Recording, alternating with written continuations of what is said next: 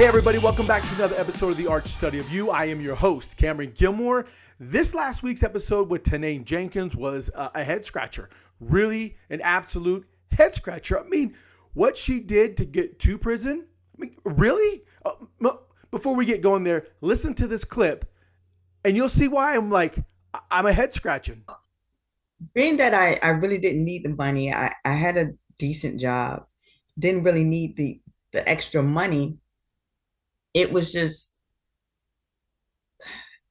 and I did it over time.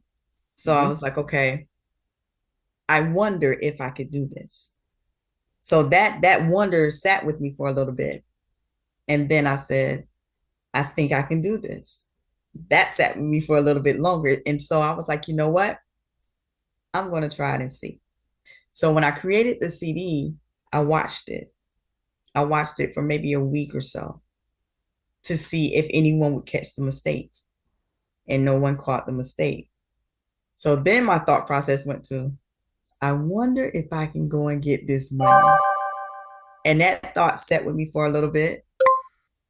And then I said, I'm going to see if I can get this money. And that is what, like that thought process, just to let me see. In and out, in and out. And when I got the money, I was like, I actually have the money. Huh. Now what? Like, now what? Now what do I do? Told you. Absolutely told you. Look, this idea that was just festering in her thought, in her mind, and this idea of, could I actually pull this off?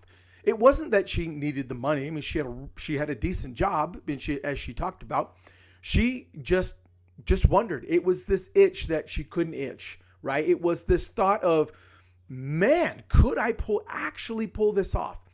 And if I do pull this off, or when I pull this off, could I get caught? And I was sitting there pondering about it and thinking about it after listening to this whole episode, and how many times or how often does a thought start to fester in our brain, and we have to just act on this thought. We have to act on this impulse to accomplish this thought. We all do. I mean, every single one of us, whether it's a thought designated for good, a thought designated for bad, a thought that's just scratches your head and going, what was I thinking? And no blame on her at all. She just was like, could I do this? And she did it. And that thought led to pondering, and that pondering led to an action, and that action landed her 2 years in prison and 5 years on probation.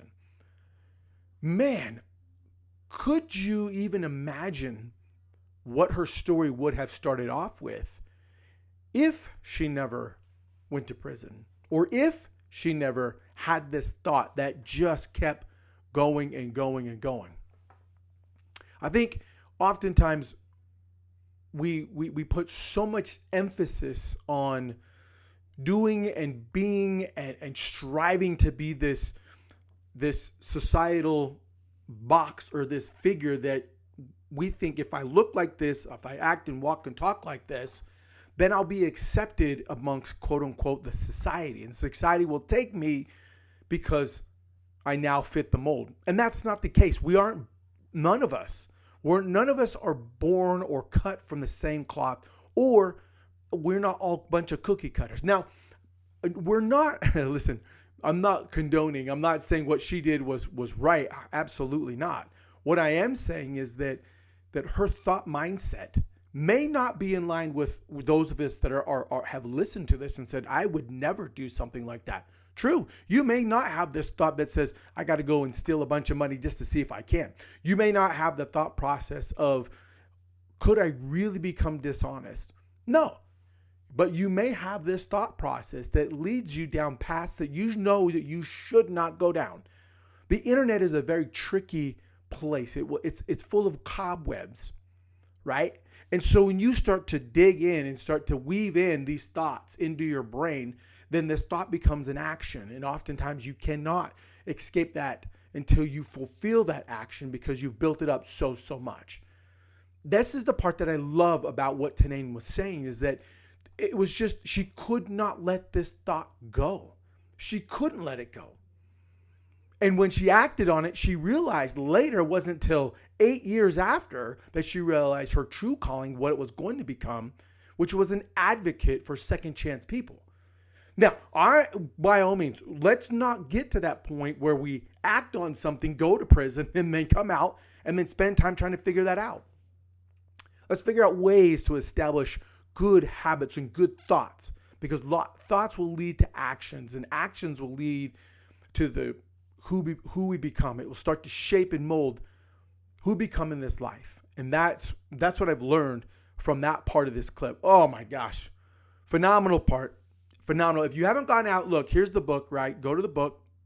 Go get it. If you haven't bought it yet, go buy it and read it. It's a very simple read. I think it's like, 30, 40 pages maybe, but very easy read, but a lot of thought-provoking actions that come from it. Okay, let's keep going. The next clip, well, you listen to it and then we'll come back. To get started, I need to give a shout out to my biggest sponsor, Warrior Energy Drink. The reason why we partnered together is because we have the same mindset, with the same drive.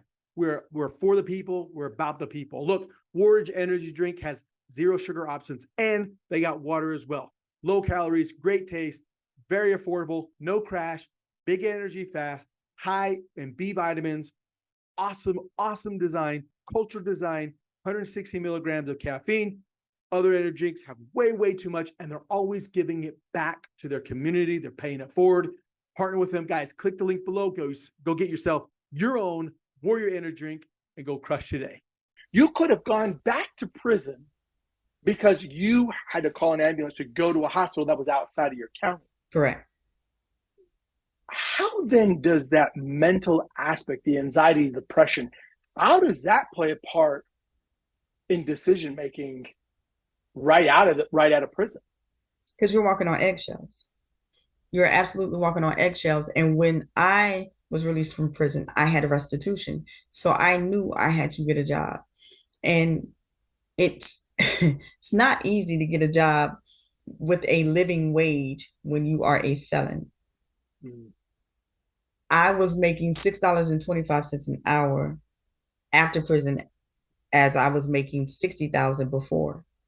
And I say all the time that when we are released from prison, we are not finished with our prison sentence. It's a life sentence, because when we come home, we then start serving a second sentence. And that sentence is to live below the poverty line. It really is. Like, we struggle, and there's so many homeless individuals that are returning citizens because they can't get a job to sustain themselves. So all they can do is live on the street. And if they're living on the street and they're supposed to report, or they have an ankle monitor that they can't charge, and this has happened, have an ankle monitor that they can't charge on their ankle, and they can't be found, probation violation. So if you have to walk on eggshells all the time, looking over your shoulder, hoping and praying that you don't do anything wrong or nothing else could go wrong. I was pulled over for a cracked windshield. The police, we were at a red light. He was on my right. I was on, he was on my right. The crack was on the left side of my windshield. It was on my driver's side. Mm-hmm. How he saw this, I'm not sure. But he pulls me over and insisted that he search my car because I was on probation at the time. And I had to tell him, I said, I don't do drugs. Like, okay, I'm on probation. I went for stealing money. Are you going to be looking for money in my car? Because if you find it, please give it to me. Because I need it right about now. But just things like that. You can't speak up on certain things or to certain individuals when you're on probation. It's so paralyzing. Mm-hmm. Is what it is. So absolutely, the depression and anxiety, it's one of the worst feelings, because you feel trapped and handicapped in some point. Man, that hits deep. I'm gonna play devil's advocate real quick. Okay. well, you did the crime, you did the Mm-hmm. time. Absolutely. Right? But think about it. How many people, how many times have you heard this? Maybe not just you. Guys, look, go back. You can go look, she's a TEDx speaker. Okay. If you haven't listened to her, go up from this. You probably have never listened to this, but go back and listen to her TEDx talk. It is impactful. It's moving. You know, then that is her zone of genius. You know, that is her calling. Like you listen to that and you're like, oh, got you. Well, I listened to this part of the interview. Now, by all means, right? We all have our own judgments. We have our own, thoughts. We also have our own, abilities to think and to judge how we want to judge. This part was very impactful because when she talked about when coming out of prison, they wanted to do good. All prisoners want to do good. People want to come out and they want to do good, but they're walking on eggshells because of the lack of employment that they can get. Because of the lack of, once they get employment, the financial burden that's placed upon them. And also, not knowing if they're going to get in trouble for any kind of violation, a simple violation that we take for granted for everyday life. Now, yes, I did pose the question later on in that interview. I said, well, you know what? The thought process is, if you do the time, if you did the crime, you should do the time. And her response to that was absolutely magical. It was. I mean, listen to it. I'll play devil's advocate. You do the time, you do the crime, you do the time. And then you hear a lot of people say, well, why do you get the same freedoms as we get? We didn't do anything wrong, but you did. You shouldn't be able to have the same freedoms and the same joys and the same things that I have because I've never committed a crime in my life. You did it. So you should get everything that comes. Help us understand that misconception. You have to this point, and I absolutely love it. But how can we better understand that partnership and that relationship from those that are coming out of prison, that want to do better, that have every intent to do better, and those that are like, yeah, that's your fault, not my fault. Okay. Imagine being judged on the worst mistake that you have ever made in your life. And then imagine being punished for that mistake for the rest of your life. It could have been drinking while you were a little too tipsy. It could have been running a red light. I just ran a red light. Now that's on you for the rest of your life, and we're going to treat you differently for it. Is it a crime? Yeah, it's a traffic violation. It's a traffic crime. Mm-hmm. So when people say, you did the crime, do the time, that's exactly what we've done. We did the crime. We completed our sentence. We did our prison time. We did our probation time. So shouldn't it end there? And if that is not the case, give us a life sentence. Then we'll understand. Then we're like, well, I have a life sentence. I get it. But if you're going to sentence us to prison, probation, prison parole, whatever it is, let that be the end of our sentence. Don't continue to punish us if we've completed our sentence. Hey, everybody, I want to take this quick second here. A lot of you asked me what journal do I use, my family use. Simple, this journal right here. See, my buddy Craig Smith has spent years and years developing a journal that takes everything that's up in here and puts it on paper so we can be edified and grow. So if you don't know what to write about, which oftentimes happens, he gives you ideas. And if you want power statements, things that say, I am this, he gives you those ideas. Now, when you look at on one page, it says, this is what I'm accomplished. This is what I am statements. And there's a quote every single day that you get to write on and focus on. The second page is write your daily thoughts, get it out of your head, put it on paper to be the best version of yourself. The link's down below. Listen, I get no money for this. It's just, I believe in this journal. I love this journal. It's changed my life, my family's life. And if you want, it'll change your life as well. I mean, listen, that response that she gave to my question or my statement of saying, you do the crime, you do the time.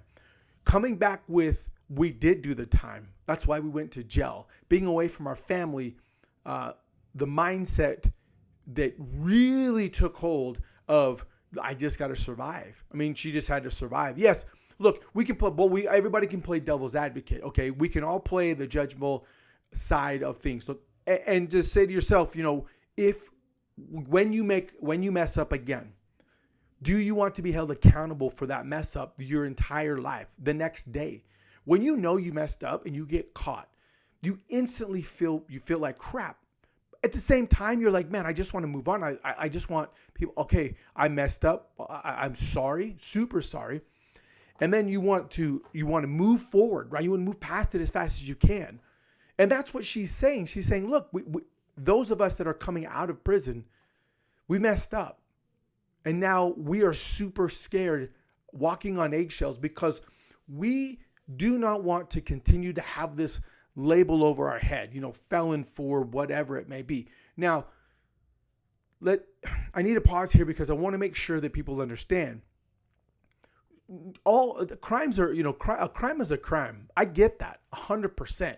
Some crimes are massively egregious, right? Massively egregious. And no, we won't get into what I feel like is egregious, what I don't feel like is egregious.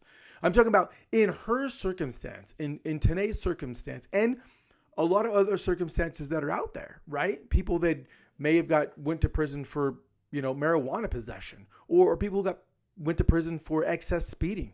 People went to prison, yes, financial fraud. I get it, 100%. Even those that went to and committed crime for, variations of what it could be, armed robbery, theft. There's a lot of them. And so I just want to make sure that we understand it.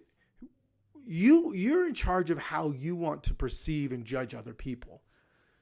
All I know is in speaking with not only Tanaine, but also by a couple of really good friends of mine that have gone to prison, that they were in prison. If you guys remember, Sean Michael Crane, who was on this episode, who was not on this episode, but who was on this podcast, he went to prison for 7 years for a crime that he never committed, ever.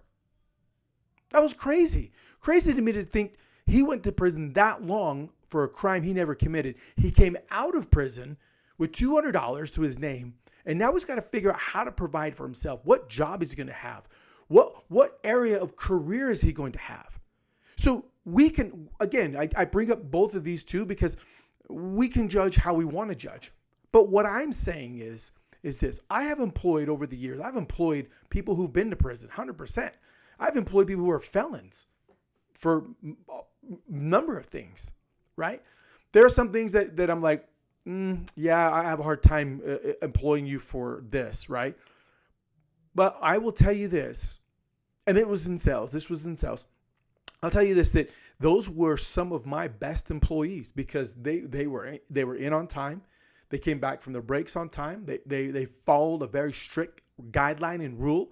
Said, hey, here's the hours that you're here that I need you to work. Give me everything you got. And they came in, and man, they appreciated the opportunity to have a job, to be able to provide for their families, for themselves, to be able to start to develop that self-esteem, that self-worth. And I think that's the biggest thing for me when I've met and employed a lot of felons over the years is that self-worth, feeling that self-worth, that self-accomplishment of going out and using your hands or using your mind or using the ability to just work. Just work. We all want that accomplishment. We all want that self-worth feeling. We all blame ourselves and judge ourselves for so many things already. Add another layer of I screwed up. Think about this. Think about like if you did something at work and you screwed up for it and you got held accountable for that for the entire time you were there. That'd be a little rough. Right? Be a little rough. I know that if I got judged and held accountable for all the things that I have done over my career, my 20+ years in business, I'd be, that would really, really suck. So what I'm saying is this: get to know somebody first before you feel like you can judge them. Get to know somebody and understand where they come from before we pass any kind of judgment or any kind of thought process of, yeah, you shouldn't have those opportunities. Now, I welcome all of the comments. I welcome every one of your comments because I know there's going to be plenty of comments for me making this bold statement. In speaking with Tanaine, it was phenomenal. She very much was sorry for what she had done, 100%.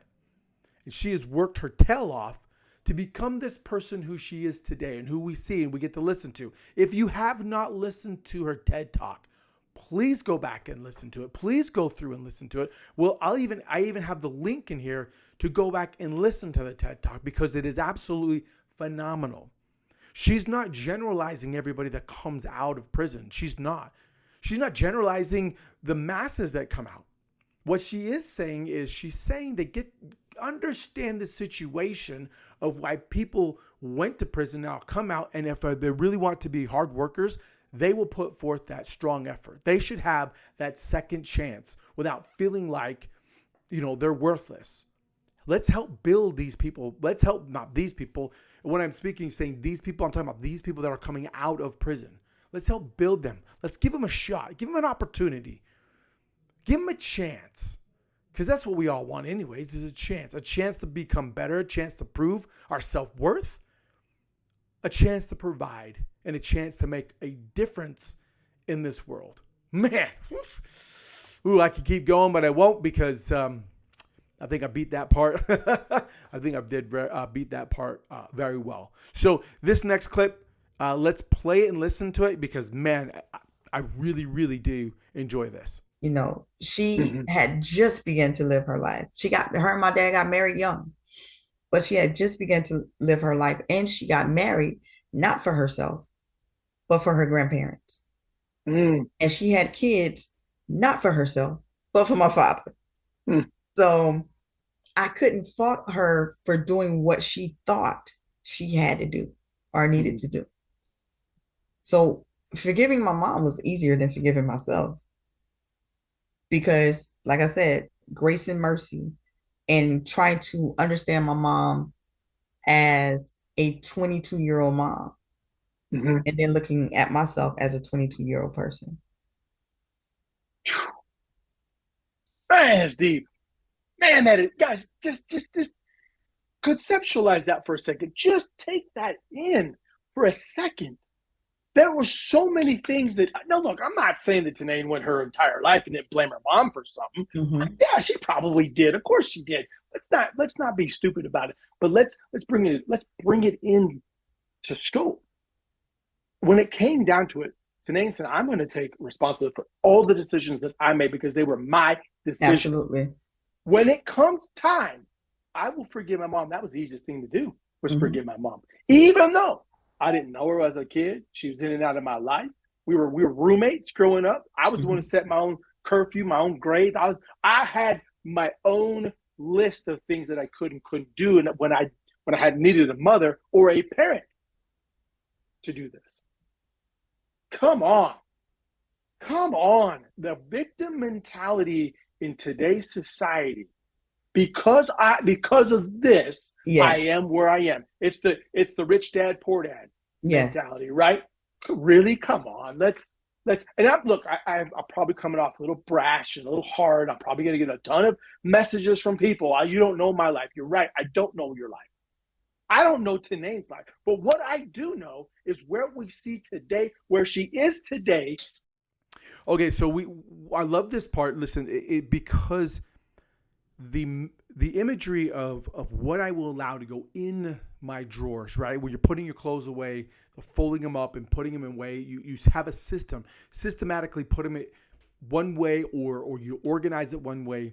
You only allow what you want to allow in, and you don't allow anything else in that you don't want to allow in. I love this part because of the way that Tanaine talks about how she is now. Before she just would shove things in, she would just shove everything into her drawer, and it became too much. It's when I just remember when I was a kid would just shove my clothes into drawers, and shove as much as I could. I had multiple drawers, but I would just shove them all into one drawer, and eventually what happens is the base of that drawer would just break and things would just fall down. And I would just keep shoving stuff in there, because like I got more room now, so I just keep shoving stuff in there. Eventually, you get a point where the drawers are too stuffed, and it's nothing you can do. It's just one big ball of junk, And some things are really good, but you have to pull out all the junk before you can find what you're looking for. You've wadded up shirts, wadded up pants, wadded up, underwear, socks, baseball cards, candy, wrappers, paid papers. I mean, just whatever I could throw in drawers, because I didn't want to take the time to make it organized to where I could find something quickly. I figured I'll just keep shoving. And eventually you're just going to pop. And that's what I loved about this part of the conversation with Tanaine, is that she talked about how she hit a point where she could not just allow anything to go in. She's now in a space where she has given herself permission to set boundaries. She's given herself the permission to say, I will allow you to come into my space, but I won't allow you to come into my space. Or I will allow you to come in only so much, but the others, you can't go past this part. She has taken ownership back of her feelings and her emotions, which is unbelievable. The relationship she had with her mom and her dad, you could see it. Go back and listen to it. Very heartbreaking. The struggles are real. Now she's in a place where she says, this is my space. And I love this because we have to take ownership of our own space. We have to allow boundaries. The biggest growth you'll ever have in your life is when you can set boundaries on what you will and you will not allow. When you can set boundaries and say, in my emotions will only allow so much. And from this part of my life, I will allow this part to come in. Or from this sector of my life, I will only allow so much to come in. Emotional baggage is what we all carry. Everybody starts to carry emotional baggage, whether it's through their younger years, their teenage years, their young adult years, their young married years, all the way through. The faster we can chuck out the baggage or start to empty out the dresser drawers and throw out the clothes that we don't ever need anymore, or throw out the wrappers that we already enjoyed eating that candy, or throw out the extra clutter that's just in there. And we start to prioritize what is important and what is not important. That's when the biggest growth starts to come. And it is not easy. I'm telling you right now, it is not easy. It's difficult. Those of you who are watching this on YouTube, look, you can see all these books behind me, right? You can see all these personal development books that are sitting behind me. You can see all these, gospel scripture books on faith and God. You can see them all on there. Even with me reading all of these books and knowing it is still difficult. It is still very hard every single day to put the best foot forward. And what I love about the daily affirmations is that I can right the wrongs. Wrongs mean, man, I shouldn't have done that. Or, man, maybe I should have held my temper a little bit. And not like I have a bad temper or anything. It's just quick to judge and quick to point and say, yeah, no, we're good. I love this part about Tanaine because she's now given us the bridge work of saying, this is what I'm going to allow, and this is what I'm not going to allow. As adults, we struggle with that. We impart wisdom onto our children, but it's like they say, it's hard to take our own medicine at times. It's the do as I say, don't as I do. So be more doers of the words in which we speak to ourselves, and be more doers to allow ourselves to become better every single day and to be the best versions of ourselves every single day. You guys hear me talk about a lot about this, about being the best version of myself, presenting who I am and what I am in my best foot forward always. Man, this was such a phenomenal episode because of the fact that Tanaine now is at the forefront of second chance and helping those that are just want a second chance. Whether you went to prison or not, whether you just want a second chance in life, a second chance of your daily struggles, if you just want a second chance of being a better version of you, that's where Tanaine comes in. Oh man, I was so grateful for Tanaine and what she was able to bring and inspire and help not only me, but millions and millions that will listen to this, not just now, but in the years to come. Guys, this was a phenomenal episode of The Arch Study of You. Thank you so much for liking, for sharing, for commenting, and helping us become one of the fastest growing shows out there. Look, last year we did it, top 25% of shared globally. And because of that, I know you guys are continuing to share this with people that need to hear the mission. Thank you now to all the countries that are listening to it. Germany just jumped on board. We appreciate it. Guys, thank you so much for another fantastic episode of The Arch Study of You. We will catch you again on the next one.